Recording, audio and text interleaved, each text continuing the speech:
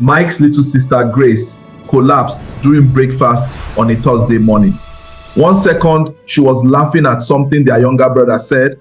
The next second, her eyes rolled back and her body hit the floor like someone pulled her strings.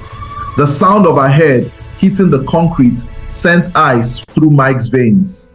Their mother screamed and rushed to her, shaking her shoulders desperately. Grace! Grace! Wake up! But Grace didn't wake up. Her body just lay there, limp and unresponsive, her lips turning a strange shade of pale. Mike's hands trembled as he tried to lift her. She felt cold, too cold for someone who had been sitting in the warm Lagos morning just seconds ago. His younger siblings started crying, their voices sharp and frightened. A neighbor rushed in and suggested they pour water on her face. Another said to massage her feet. Mike's mother was praying loudly in Yoruba, calling on God and the ancestors, but nothing worked. Grace's eyes remained closed, her breathing shallow and labored, like something was pressing down on her chest. They finally got her into a taxi and rushed to the nearest hospital. The doctor examined her for what felt like hours. He checked her pulse, her blood pressure, shone light in her eyes, asked 100 questions. When he finally came out of the examination room, his face was confused. There is nothing physically wrong with her, the doctor said slowly. Her vitals are stable, no fever, no infection, no trauma, but she's unresponsive. It's like her body is here, but her mind is somewhere else. Mike felt his stomach twist violently. His mother grabbed the doctor's coat. What do you mean nothing is wrong? My daughter is not waking up. I mean, medically, there is no explanation, the doctor replied carefully. Sometimes these things happen, spiritual attacks, some people call them, but that's not my area. The words hit Mike like a slap. Spiritual attack. He stepped back from the room, his mind racing. This wasn't random. This wasn't coincidence. He pulled out his phone with shaking hands and checked the dates. Thursday. The note had said Friday midnight, but the spirit wasn't waiting. It was already here, already taking what it wanted. Mike rushed outside the hospital into the hot afternoon sun. He needed air. He needed to think. But when he reached into his pocket to pull out his phone, his fingers touched something else. Paper. He froze. Slowly, he pulled it out. It was another note, folded tightly, the same rough texture as the first one. His heart hammered in his chest as he unfolded it. 3 words this time, written in the same red ink that looked too much like dried blood. Time don't finish. Mike's knees almost gave out. He looked around wildly, scanning the hospital parking lot, the street, the faces of strangers walking past. Who put this in his pocket? When? How? He hadn't felt anything. He hadn't noticed anyone touch him, but the note was there, fresh and veiled, smelling faintly of something rotten, something old. He read it again. Time don't finish. The payment was due, and the spirit had taken Grace as a warning. Mike's phone buzzed in his hand, making him jump. It was a text from an unknown number. No words, just a single image. When he opened it, his blood turned to ice. It was a photo of Grace, but not Grace in the hospital. Grace standing in a dark room, her back turned to the camera, a small frame illuminated by a single candle.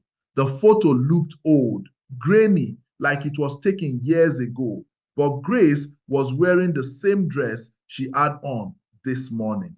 Mike's hands shook so badly, he almost dropped the phone. He zoomed in on the image, searching for clues, for anything that made sense, and then he saw it. In the corner of the photo, half hidden in shadow, was the edge of a coffin. The same coffin he had spent 3 nights inside. His coffin. Mike stumbled backward, his breathing coming in short, panicked gasps. This wasn't just a warning anymore. This was a message. The spirit wasn't just asking for payment, it was showing in exactly what it wanted: a life, Grace's life, or his. He called TJ's number again, knowing it was useless, knowing TJ was gone, but he had to try. The phone didn't even ring this time. It went straight to a strange tone, like static mixed with whispers. Mike hung up immediately, his chest tight with fear. He looked back at the hospital building where his mother was probably still praying over Grace's body, where his little sister lay trapped between walls because of him, because of his greed. Because he wanted money fast and didn't ask enough questions. He thought about Baba Aigun's words: everything for this life gets rules. As long as you follow your own, nothing will disturb you. But Mike hadn't followed any rules. He didn't even know what the rules were. And now the bill had come due, and the price was his sister's life. Mike wiped his face with both hands, trying to steady himself. He couldn't tell his mother. He couldn't tell the police. This wasn't something doctors or officers could fix. This was something darker, something older, something that moved in shadows and spoke through blood-stained notes. He had to go back to Baba Aigun, back to the place where this nightmare started. Because if there was a way to undo this, if there was a way to save Grace, it would be there in that shrine with that man. Mike took one last look at the hospital, whispered a prayer for his sister, and started walking toward the one place he swore he'd never return to. 3 weeks earlier, Mike had been sitting in the same spot he always sat, under the mango tree near the junction, watching life passing by with empty pockets and a heavy heart.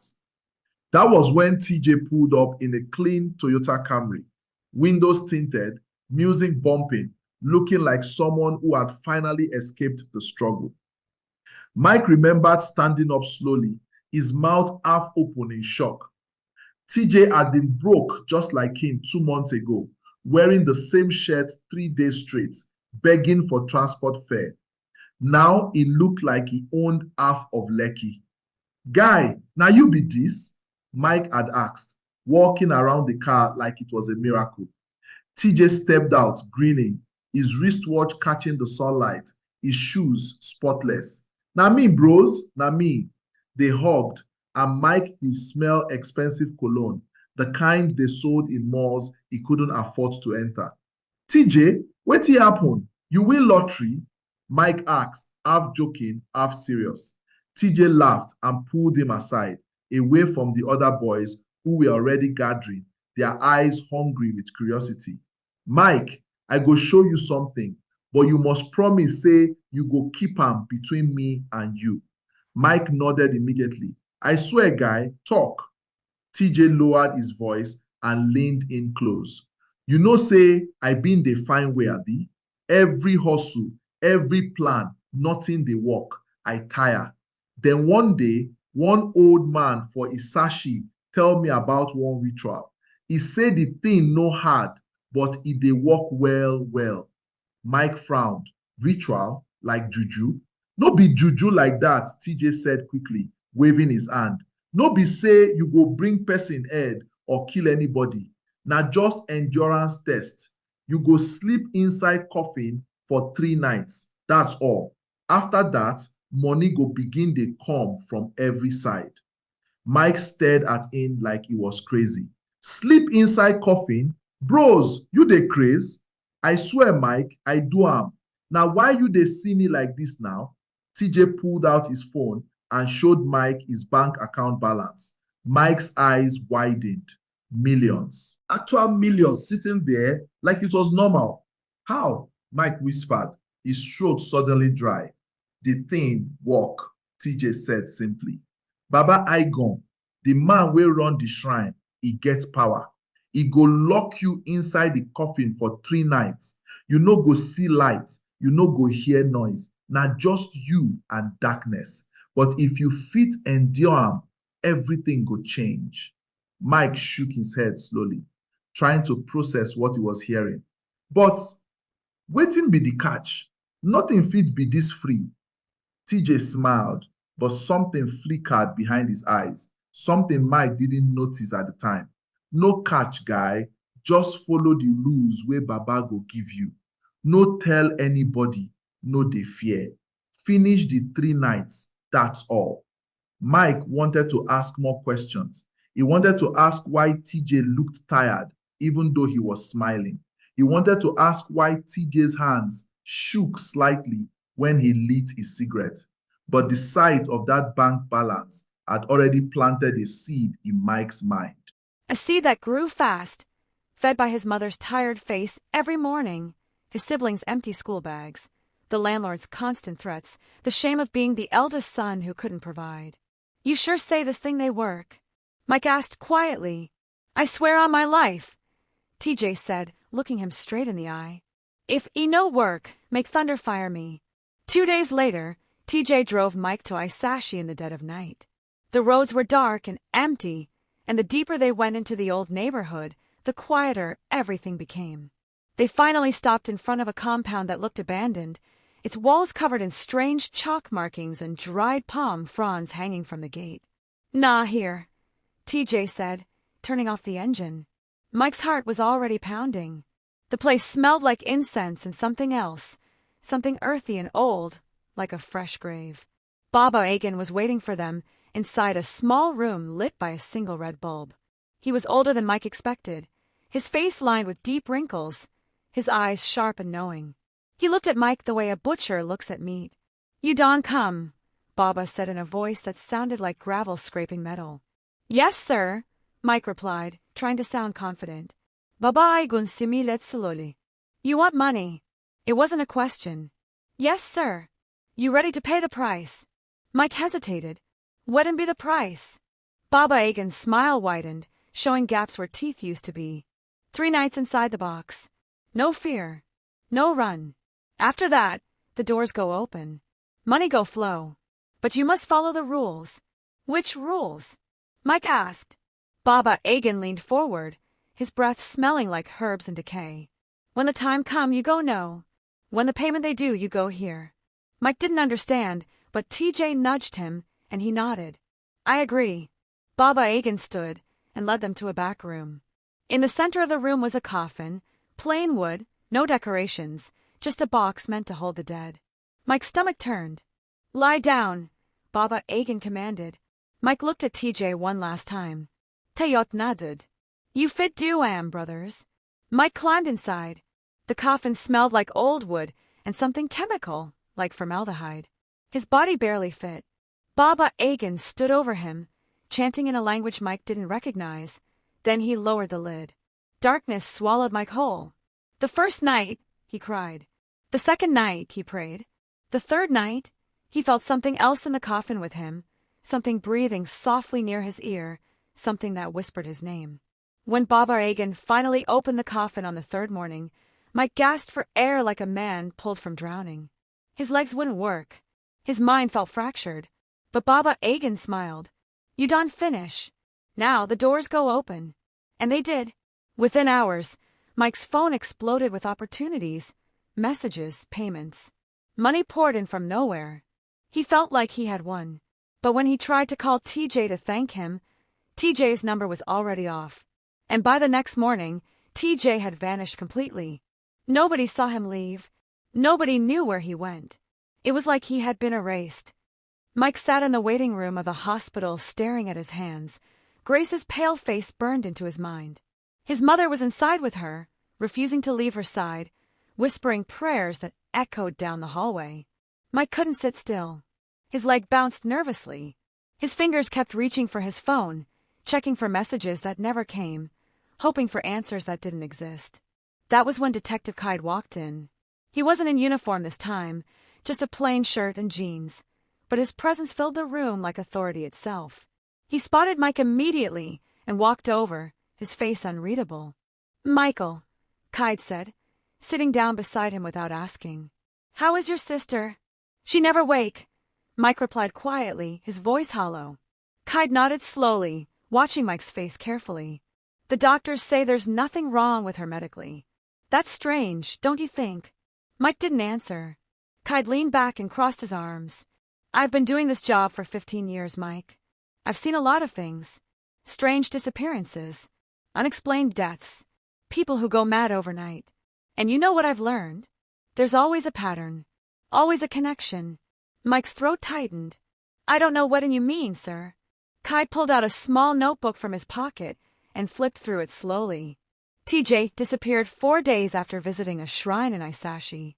Before he disappeared, he deposited over 3 million naira into his account in 2 weeks. No job, no business, just money appearing from nowhere. He paused and looked directly at Mike. The same thing is happening to you now. Mike's heart slammed against his ribs. Sir, your account has received over 2 million naira in 3 weeks, Kide continued calmly. From foreign clients you never worked with before. Contracts that appeared out of thin air. Tell me, Mike, do you believe in coincidences? Mike couldn't speak. His mouth was dry, his mind racing. How did Kide know all this? How deep had he dug? Kide leaned closer, his voice dropping to almost a whisper. I know you went to that shrine. I know you did the ritual. And I know that whatever happened to TJ is about to happen to you, unless you tell me the truth right now. Before Mike could respond, his mother's voice cut through the tension like a knife. Leave my son alone. She was standing at the entrance of the waiting room, her face streaked with tears, her body trembling with rage and fear. She marched toward them, her wrapper tied tightly around her waist, her eyes blazing. Mama, I was just, Kide began, standing up. I say leave him, she shouted, her voice echoing through the hospital corridor. People turned to look. Nurses paused, but Mike's mother didn't care. She grabbed Mike's arm and pulled him toward the exit. We are going home. Now. Mike followed her silently, his head spinning. Kide didn't try to stop them, but as they walked away, Mike heard him say quietly, When you're ready to talk, you know where to find me. The taxi ride home was silent except for his mother's quiet weeping. Mike wanted to say something, anything, but the words wouldn't come. When they finally got home, and the younger children were sent to a neighbor's house, his mother locked the front door and turned to face him. Her eyes were red and swollen, but they burned with something deeper than grief. Fear. Sit down, she commanded. Mike sat. His mother paced back and forth, wringing her hands, muttering prayers under her breath. Finally, she stopped and looked at him with an expression that broke his heart. Tell me the truth, Michael. Did you go to a shrine? Mike's silence was answer enough. His mother's knees buckled, and she collapsed onto a chair, covering her face with both hands. Oh God, no. Not again. Not my son. Not again. Mama, what do you mean? Mike asked, his voice shaking. She looked up at him, tears streaming down her face. Your father, she whispered. Your father did the same thing. Mike felt the world tilt. Weddin.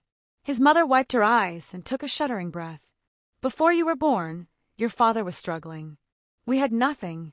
No money, no hope. He was the eldest son, just like you. The pressure was too much. She paused, her voice breaking. One day, he came home with money. Plenty money. I asked him where he got it. He said he got a new contract. I believed him because I wanted to believe him. Mike's hands gripped the edge of his chair. He was happy for 3 months, his mother continued. We bought things. We paid debts. We ate well.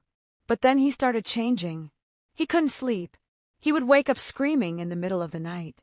He kept saying something was following him, something wanted payment. Mike's blood ran cold. One night, I found a note in his pocket. It said the same thing your note says. Payment due. I confronted him, and he finally told me the truth. He had slept in a coffin. 3 nights. A man named Baba Aigun told him it would bring wealth. Mike could barely breathe. What happened to him? His mother's face crumpled. He ran. He tried to hide from whatever was coming. He went to pastors, to alphas, to herbalists. Nobody could help him. And then one night, exactly at midnight, he walked out of this house and never came back. They found his body 3 days later in a gutter near Isashi. His eyes were open, but he was gone. The doctor said heart attack, but I knew better. She grabbed Mike's hands, her grip desperate and strong. That thing doesn't forget, Michael. It doesn't forgive. Your father tried to run, and it killed him. And now you've done the same thing. You've made the same deal. Mike felt tears burning his eyes. Mama, I know no. I swear I know no. TJ knew, his mother said bitterly. That boy knew what would happen, and he pushed you into it anyway. That's why he disappeared. He ran just like your father. But it doesn't matter where you run. It will find you. Mike pulled his hands free and stood up, his mind spinning with panic and rage and grief. So what did I go do? Just wait make he kill me like Papa. Wait make he kill Grace. His mother looked at him with an expression of absolute despair. I don't know, my son. I don't know. Mike grabbed his phone and his keys. I go find solution. I must find solution. Michael, where are you going? To Baba Aigun, Mike said, his voice hard. If he start this thing, he fit endam. His mother tried to grab him, but he was already out the door, running into the night, running toward the one man who held all the answers. Mike reached Baba Aigun's compound just after midnight. The place looked different in the darkness, more sinister, more alive. The chalk markings on the wall seemed to glow faintly under the moonlight, and the air was thick with the smell of burning herbs and something darker, something that made his stomach turn. He pounded on the gate desperately, his fists aching, his voice hoarse. Baba Aigun, open this gate. Open him now. For several long minutes, nothing happened. Then slowly, the gate creaked open, and Baba Aigun stood there in the shadows, a lantern in his hand, his face calm as if he had been expecting Mike all along. You done come back, Baba said simply. My sister they die because of you. Mike shouted, his voice cracking. Fix em. Fix what and you do. Baba Aigun turned and walked back into the compound without a word. Mike followed, his heart pounding with fury and desperation. They entered the same room where the coffin still sat in the center, looking exactly as it had 3 weeks ago. Baba Aigun set the lantern down and faced Mike with ancient, tired eyes. I no do anything to your sister, Baba said quietly. You do to yourself. What do you mean? Mike demanded. I tell you say everything get rules, Baba Aigun continued, sitting down slowly on a wooden stool. I tell you say when the time come you go no. The spirits way give you the money, dem no give free gift.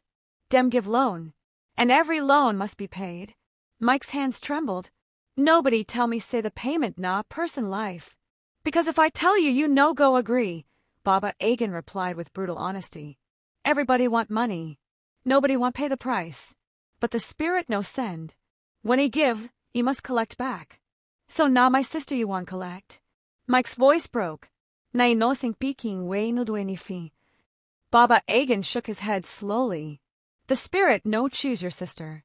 The spirit choose the person way you love most. He want way your heart. He want see if you go pay the debt, or if you go run like your father.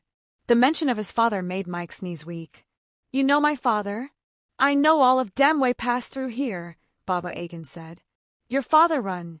He think say if he hide, the spirit go forget. But spirit know they forget. He pursue until he collect what he want. And now, the debt done pass to you. Because you be him blood. Mike felt the walls closing in. So what did I suppose do? You want make I give you my sister? Baba Aigun stood up slowly and walked to the coffin. He placed his weathered hand on the lid. You get 2 options. You fit give the spirit another life, any life, and he go leave your sister. Or, he paused, his eyes locking onto Mike's. You fit go back inside the coffin. Face the spirit yourself. Fight for the spirit world. If you win, the contract go break. If you lose, now you go die, but your sister go live. Mike stared at the coffin, his entire body shaking. And if I just run? Like my papa? Baba Aigun's expression darkened. Then the spirit go kill your sister tonight. Then he go come for you. Then he go come for your mama. Then your brothers. He go wipe your entire bloodline until somebody pay the debt. There was no choice. There had never been a choice. Mike wiped his face with both hands and looked at Baba Aigun. If I enter that coffin again, what'll go happen? You go enter the spirit realm, Baba Aigun explained. The place where the dead and the living they meet. The spirit way you go day there. Ego try break you. Ego show you your worst fears. Ego try make you give up. But if you fit stand firm, if you fit reject the contract with your full mind and your full spirit, the debt go cancel. And if I no fit, Baba Aigun's silence was answer enough. Mike took a deep breath and walked to the coffin.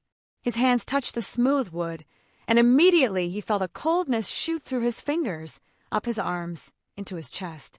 This was it. This was the only way to save Grace. To save his family. To break the curse his father couldn't break. "I ready," Mike said, his voice barely a whisper.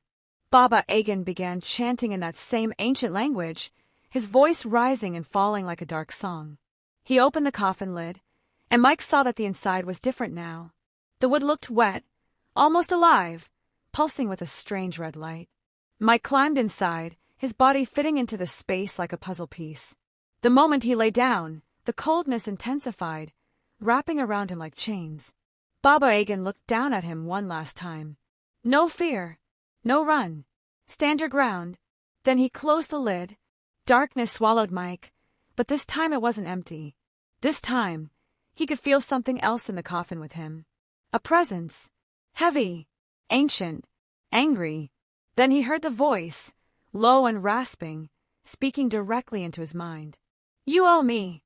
Mike's heart raced, but he forced himself to speak. "I no owe you anything. You trick me." Laughter filled the coffin, cold and mocking. "You wanted money. I gave you money. Now pay." Suddenly, Mike wasn't in the coffin anymore. He was standing in a thick fog, gray and endless. Shapes moved in the distance, figures that looked almost human but weren't. And then he saw it, the spirit. It stood 10 feet tall, its body made of shadows and smoke, its eyes glowing red like hot coals. Its mouth opened, revealing rows of teeth that looked like broken glass. "Give me the girl," it hissed. "No," Mike said, his voice shaking but firm. The spirit lunged at him, faster than anything Mike had ever seen. He tried to run, but the fog wrapped around his legs, pulling him down. The spirit's claws reached for his throat. But then Mike remembered his mother's words. His father had run. His father had been afraid, and fear had killed him. Mike stopped running. He turned and faced the spirit, even as its claws closed around his neck. "I know they run," Mike shouted. "You no fit take my sister. The contract don't cancel. I reject them with my full mind. I reject them with my full spirit." The spirit screamed, a sound so loud and terrible that Mike thought his ears would burst. But he didn't let go. He kept shouting, kept rejecting, kept standing his ground. And then, suddenly, light exploded through the fog. The spirit's grip loosened. Its body began to crack like old pottery, pieces of shadow falling away, dissolving into nothing. The fog cleared. The spirit screamed one final time and shattered completely, its fragments disappearing into the air. Mike collapsed to his knees, gasping for breath. And then he was back in the coffin. The lid flew open. Detective Kyde was standing over him, yanking him out with strong hands. Baba Aigun was on the floor, unconscious. The entire room smelled like burnt sage and sulfur. "Breathe," Kyde shouted, pulling Mike into fresh air. Mike coughed violently, his lungs burning, his body weak. "Grace," he managed to gasp.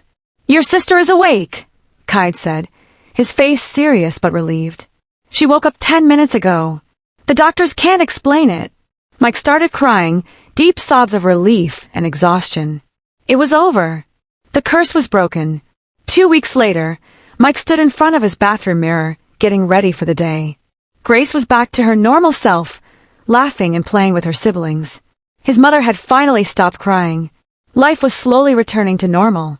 But as Mike looked at his reflection, he noticed something. A thin crack running down the center of the mirror. It hadn't been there before. He touched it gently, and for just a moment, he thought he saw something move behind the glass. A shadow. Faint. Watching. Mike blinked, and it was gone. He stared at the crack for a long time, understanding finally settling in his chest. The spirit was gone. The contract was broken. But the price had still been paid. Some doors, once opened, never fully close. Desperation can make us reach for shortcuts that promise instant solutions, but every borrowed blessing carries a hidden price. Mike learned the hardest way that wealth without wisdom is a curse in disguise, and that true strength isn't found in running from consequences, but in standing firm and facing them. The real treasure isn't money that appears from darkness. It's the courage to protect the people you love, even when it costs you everything. If you enjoyed the story, don't forget to like, subscribe, share it with your friends, and tell us what you learned in the comments below.